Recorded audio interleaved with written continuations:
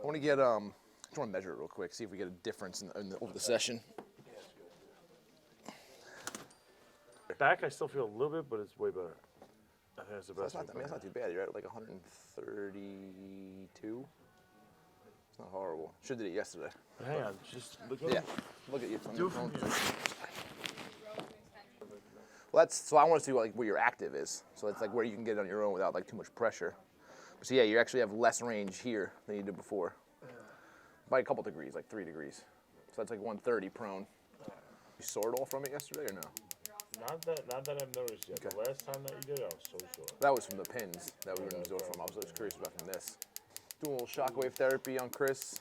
He's got a lot of scar tissue in his knees, some osteophytes just from years of training and surgeries, and so we'll see if we can free up a little bit of range of motion for him. One patient, she's had Achilles tendonitis her entire life since she's like 18. She's a triathlete, and within 3 sessions of the shockwave, she had no more pain. Like no pain running, no pain afterwards, and she's dealt with it her whole life. So, and she's tried other things like regular PT. She's tried, kinesio taping, Graston, everything else didn't really work for her, and this cleared up in 3 visits. Really? Yeah, 20 plus years of Achilles tendonitis and 3 sessions of this, and she was done. I believe it because yesterday I haven't felt good like that in a while. Since before my leg injury. So I believe it. So you have meniscus, what, 2-3 times? Did you use ACL or no? No, I've only had meniscus. Wow. It's all lateral meniscus. I basically have no meniscus left. Oh, that's a good spot. So it's all been meniscectomies or it's been like repairs too? No, I've had repair and also meniscectomies. So I've had repair on this one, both didn't work, and then they eventually had to do meniscectomies. Just start cutting stuff out. The majority of your pain is on the lateral aspect? Yeah. Nothing really medial? Yeah. Okay. I wouldn't say nothing, but most of what you get is lateral. 95%. Okay. Let me know when that dissipates, Chris. What's that, just joint line? Still joint line, just I went a little more medial and higher up. Let's see if we can get Yeah. deeper there today? Yeah. And those osteophytes are on the lateral side or the medial side? Okay. Yeah, that's a good spot right there. Oh yeah, no. Right there? Oh yeah, that's good. So this is a deeper one than yesterday, so we're actually able to get to it, I think. Yeah, I was a little too shallow yesterday. So if they chop up these osteophytes, do I not have bone chips inside my leg? No, so think of it more as like kind of pulverizing. So like the calcium's being let loose into the interstitial fluid, your body kind of resorbs it a little bit. Think of it as kind of like pulverizing the top like layer, like a little millimeter of it. And then every time you do it, it gets a little bit more, a little bit more, a little bit more. I will say though, I had a patient with a heel spur, and he felt significantly better after 3 or 4 treatments. Now whether, I have no measurement as to how much it shrunk that heel spur or not, but he said he felt better subjectively, so. So now I'm gonna turn it up a bit more, and I'm gonna feather. So I'm gonna go over spots. It's gonna hurt for like a second and then go away. Okay. So you zap it and move it on? Yeah, so I'm kind of like, because I don't want to stay on a spot when it's this high, it'll hurt too much. So I'll like hit it, move away, hit another one, move away. This is what I would do with like, if you had like an acute injury, like if you just like sprained your LCL, I would kind of feather over it. I wouldn't just stay on it because it would just be too painful. But you're helping that scar tissue kind of model properly. Okay. It increases blood flow, it helps remodel tissue a bit, so there's a couple different benefits to it. Oh, you son of a bitch. I'd be lying if I said I didn't take a little bit of joy out of this. I know you like it. I know you like it. I like it too. It's the only chance I get to beat up a UFC fighter. Gosh. 136, so we got another 6 degrees Wow. out of that. It's a lot of quad stretch, which usually just hurts in the knee. Yeah, you're at 136. Let's see where you're at on your back. No, so some of that could be a little bit of measurement error, like user error, might be off a degree or two, but still, we got a couple degrees out of it, out of a pain-free range, so I'll take that in a session. We are at 137-ish. So yeah, we got almost 5 degrees out of the knee in pain-free range. Stand up and just try to squat with it, see how it feels to move. You know, it feels better, but it's yesterday after, maybe it was Because we did the stim to it and the pumping too, so it's a combo of all of it. But now when you just tried that pistol squat, what'd you feel and where? It's kind of some like sharp pain in the knee a little In the bit. front. Yeah, like the side lateral, front anterior, lateral side. So let's try that pump first. So kick, yep, and relax. Kick and relax. Kick. So this is that osteopathic joint pump. So what you're doing is your muscle is actually causing the tibia to move a bit by contracting that quad. I'm blocking the medial femoral condyle and then the lateral tibial condyle. And what's happening is as you contract your quad, you're getting like a little bit of rotation in the knee. And that's kind of helped flush some of that synovial fluid in there, you know, increase nutrition, increase joint mobility. Just want to make sure I'm up closer to that femoral artery. Good, straighten that out. Now I got to find what your total, because you don't know what your total limb occlusion pressure is, do you? No. Okay. 240 is your total limb occlusion pressure. It's pretty high. It's high. What does that mean, though? Maybe you get some high blood pressure. I don't have high blood pressure. I don't think I've ever had. I did have pancakes this morning with syrup and butter. Did it at all? I'm a freak, though. That's more like it. You found it now? Yeah. Come on, Dr. Amato. My blood pressure's 200? No. How much it takes to totally occlude Before- everything. Yeah, before you get it goes nothing. back down. No Okay. venous return, no arterial return. You've been doing blood flow, so I'm going to go on the higher end with you. I'm going to do like almost 80%. I could handle it. Now, Am I just doing heel sides? no, and now you're going to lift it up, straight, and then down, and relax. Heel to butt again. Straighten out. I'm just kind of working out all the skin kinks and clothing kinks to make sure I it stays. gotcha. And then heel raise. Straight leg raise. Oh, yeah, this is going to suck. Yes, it is. So we're going to do 30 reps of a knee extension. Hold it up there. Good. Hope you're counting because I'm not. I know you're busy. Yep.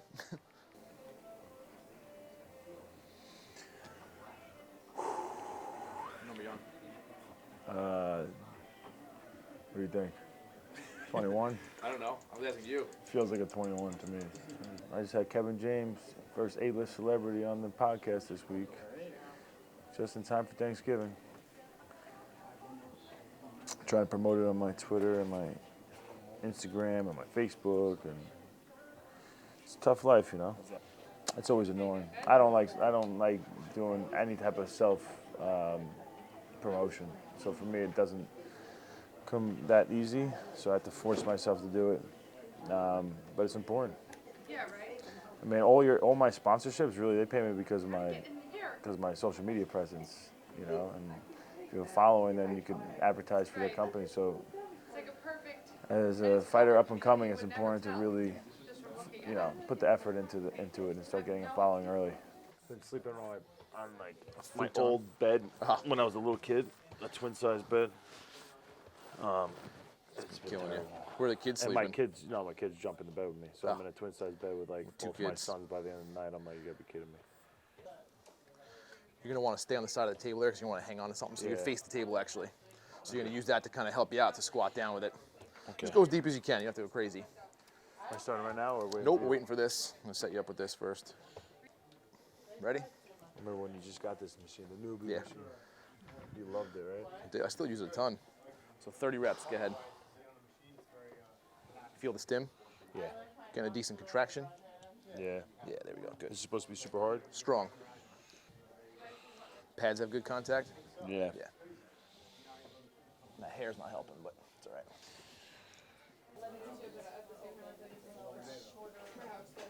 What do you want to ask me? I'm just waiting. How old are your kids? 11, 9, and 6. Okay. So you had them during your fight career. Yeah, I had my first kid was 2010. So my first year into pro fighting. Really? Everyone was like, Weidman, you're gonna be a world champion one day. Why do you have kids? You're ruining everything. I was like, bro, I'm good. I have no choice now. There's no going back. Oh, the stim, maybe a little less. I don't know. Break through it. 15 reps.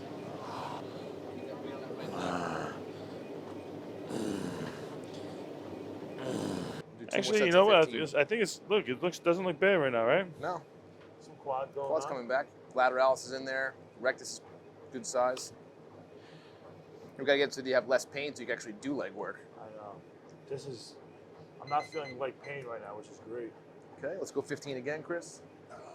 Yeah. Less pain than before? Yeah, way better. Bro, no pain. Yeah. Nice deep squat, too. It looks pretty good. You're not compensating either. We'll readjust that. Keep going. Look how deep that is. Sit through that. There you go. Actually, it hits my left leg now more than my left right. Hold that bottom position like a goblet for a sec for me. Sit in it. Hold it. Hold it. Any pain with that? Not really. Just the usual stop you get from the lack of motion? Actually, I don't feel anything in my right leg right now. This left knee one hurts a more? little bit. That's about it. All right, let's get back on the table. We'll set you up for the calf now. Get that as high up as we can get it.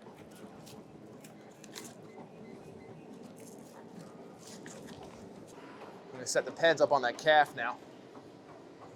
We're going to do calf raises, same protocol. I'm going to do 30 and then 3 to 15. Use the help from the table. Just try to get as much range of motion out of the calf raise as you can. Okay. I mean, the calves are good because they come back, just you go for walks and runs, they start to come back on their own a little bit. It's more the calf you got to really focus. I mean, the quad we got to focus on. Yeah, I've been walking. There's a lot of atrophy like 2 there. miles. How long were you off your feet? 6 weeks? Total off. Well, In the beginning?